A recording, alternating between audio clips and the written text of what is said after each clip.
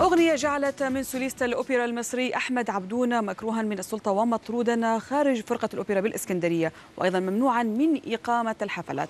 بدأت المشكلة مشاهدينا قبل 7 سنوات حين استدعاها أمن الدولة هو ومؤلف أغنية أثارت الجدل. قدم الأغنية للجنة النصوص، وبعد تصميم مطرب الأوبرا على غنائها تم طرده ومنعه من الغناء. والآن اجتمعت لجنة النصوص وقررت إعطاء الحق لعبدون في غناء الأغنية التي قرر إهداءها حصريا لMBC. شوف سوا.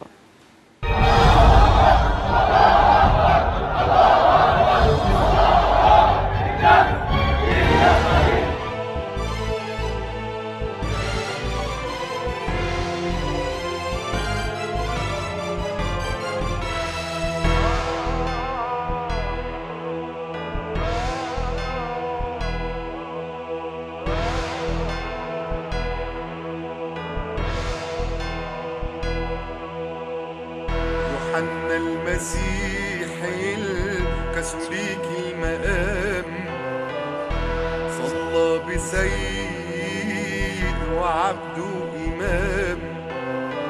يوحنا المسيح الكاثوليك المقام صلى بسيد وعبده إمام، ومجد وسمى وحمى في وسط لما محبة وسلام.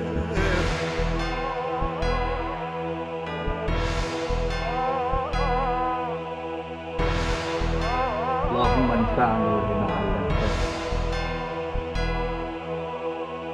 يوحنا ده مسلم ولا مسيحي؟ في وقت الشدايد بتلقاه في ريحي.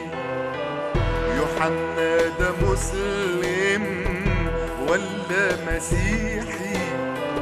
في وقت الشدايد بتلقاه في ريحي. ووقت الكريسماس ووقت الصيام وعيد القيامة يؤكد المؤتمر السنوي 51 للوحدة الوطنية على المشاعر الطيبة المتبادلة بين المسلمين والمسيحيين على أرض الهلال والصليب.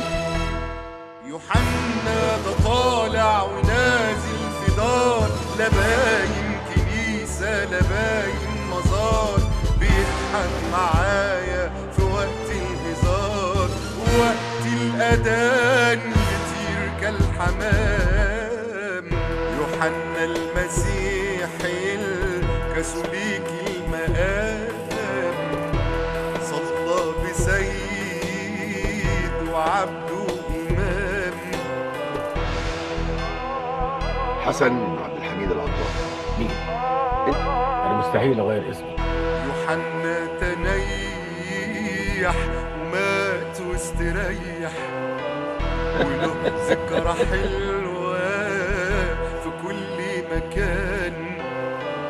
يوحنا تنيح ومات واستريح، وله ذكرى حلوة في كل مكان.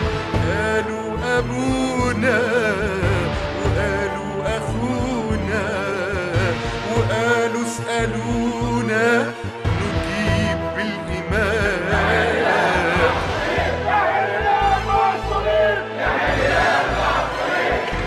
الأقباط والمسلمون جنبا إلى جنب في تظاهرات ميدان التحرير. شهيد المحبة في قلب الميدان، جرس الكنيسة في همس الودان. زار ماري جرجس وزار الحسين، جميل الملامح وحلو الكلام.